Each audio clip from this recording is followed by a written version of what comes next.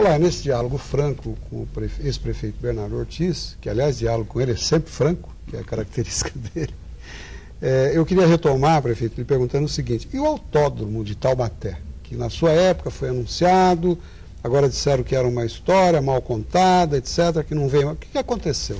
O autódromo de Taubaté seria uma coisa muito importante para a nossa cidade. O turismo, como o senhor sabe, é hoje uma atividade de onde 1/6 da população mundial tem um ganha-pão. O turismo existe nos países mais desenvolvidos, como os Estados Unidos, a Europa, existe lá em cima, nas populações da Lapônia, existe lá no Pacífico, na Polinésia. Então, no mundo inteiro existe o turismo.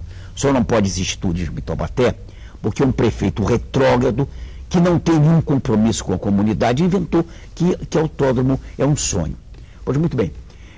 Esse é um erro gravíssimo. O Brasil Mas o que ele focou? Foi o custo da Não é o custo, porque o custo quem vai fazer seria a Confederação Brasileira de Automobilismo. A prefeitura entraria só com o terreno, no caso. A prefeitura entraria com o terreno. Eu já deixei em grande parte pago. Nós desapropriamos 750 mil metros quadrados e com a possibilidade de se desapropriar muito mais até, porque é uma família que mora no Oriente Médio e que está disposta a vender e que quer vender para esse autódromo porque valorizaria muito o terreno que tinha em volta. E a gente compramos isso dividido em 36 prestações, 40. Mas a prefeitura vai dar outra destinação, não é isso? Ela retomou da confederação? Pois é, mas é um terreno muito nobre. Talvez é o único local do nosso município em que é possível se fazer um autódromo. Esse autódromo era na esquina da Dutra com a Carvalho Pinto. Essa é a esquina rural mais importante do Brasil. Sem dúvida. Pois muito bem. E o autódromo seria mais um polo do automobilismo nacional e até internacional em Taubaté. Em Taubaté, mas o que a gente vê nisso são as competições de Fórmula Renault, Fórmula Volkswagen, Fórmula Fiat, os caminhões, as corridas de caminhão trucado, as corridas de motocicleta, campeonato sul-americano de automobilismo, campeonatos brasileiros de automobilismo. Nós íamos ter evento toda quinzena ou até toda semana. Isso ia trazer dinheiro para Taubaté, dinheiro e emprego para o taubatiano, o que era muito importante. Não é nenhum sonho. O Brasil tem falta de autódromo. Então, a Confederação Brasileira... O senhor acha que o prefeito atual desistiu disso em função de ter sido o senhor? E desistiu em função de termos sido nós. Mas aí prejudica toda uma população. Pois prejudica isso. Ele é muito curto, é muito míope, ele não enxerga o futuro. Ele não tem noção de que ele administra uma comunidade para a comunidade e não para satisfazer vinganças pessoais dele. Prefeito, e esse anúncio do prefeito atual aí recentemente, que vai construir um paço municipal, um palácio para a prefeitura, a custo zero? Isso é factível? Diz que empresários de fora, a expressão dele aí no Vale Paraibano, viriam aqui construir esse paço municipal. Qual a sua visão sobre isso? Se for factível, é dinheiro de qualquer jeito mal empregado. Se é possível construir alguma coisa em custo zero, então vamos construir casa popular a custo zero.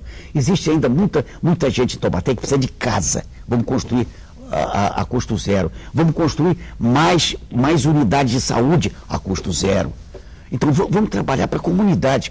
Não tem sentido se fazer um palácio para colocar lá dentro o governo instalado dentro do palácio, enquanto o povo precisa de casa. A administração é feita para o povo principalmente, e para o povo que está da classe média para baixo, que é quem mais precisa. O indivíduo que é rico não precisa de administração municipal, ele tem condições de se viabilizar naturalmente. Quem precisa do governo exatamente é a população da classe média para baixo, que são as pessoas que têm necessidade. Prefeito, e essa má gestão que o senhor se refere, o impedimento aí, o fechamento do aterro sanitário de Taubaté, que causou esse transtorno todo, eu queria lhe perguntar sobre dois enfoques. Primeiro, por que se lacrou o aterro sanitário de Taubaté? Segundo, se o senhor fosse prefeito, o senhor permitiria que o secretário Graziano, num gesto truculento, viesse aí expondo Taubaté para o Brasil inteiro, lacrando o aterro? O senhor não acha que essa história aí está muito ruim para o Taubaté? Essa história tem duas coisas. Em primeiro lugar, quando nós estávamos na prefeitura, nós tínhamos um aterro sanitário que tinha sempre notas boas,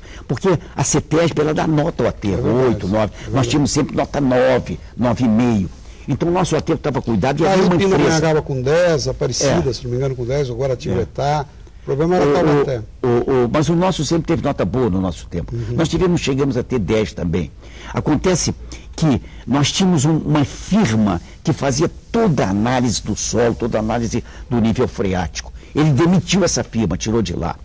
Por outro lado, a gente já estava pensando na construção de um outro aterro, em condições mais modernas, de acordo com a CETESB. Ele abandonou também essa ideia.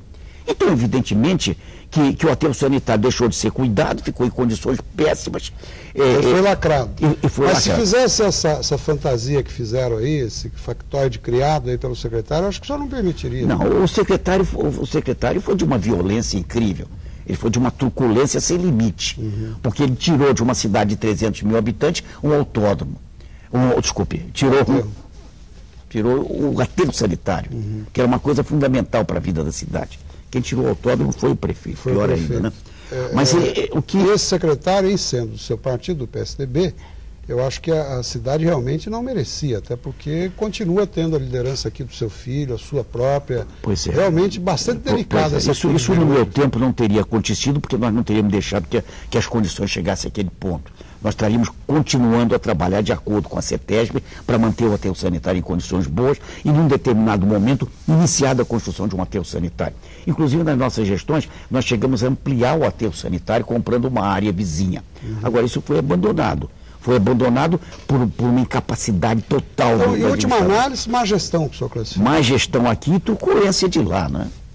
E afinal, diante de tantas notícias na imprensa, com 4 processos de cassação, se não me engano, o senhor acha que o prefeito atual pode ser cassado antes de terminar o mandato ou não? Eu não sei. Eu acho que a justiça eleitoral está funcionando muito devagar nesse caso.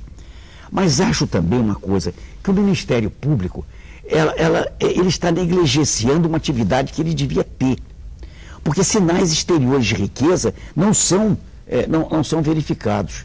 O prefeito municipal atual está sendo acusado pela imprensa, de um modo geral, de que ele comprou sítio lá em São Bento, que comprou apartamento em Ubatuba, que comprou uma casa para a filha no loteamento fechado. Olha, ele era um homem que só tinha a casa dele e devia na praça para tudo quanto era agiota. Ele não tem uma casa comercial grande, não tem uma indústria, não ganhou na loteria. De onde ele teria tirado dinheiro para isso? O Ministério Público teria que verificar. Ou ele não comprou nada disso e a imprensa inventou, ou se comprou, com que dinheiro? Demonstrar a origem. Demonstrar a origem disso. Isso está errado. Eu vou pedir mais um minutinho de licença ao prefeito, ao ex-prefeito Bernardo Ortiz e a todos os telespectadores. Vamos para um breve intervalo e já voltamos. Fique conosco.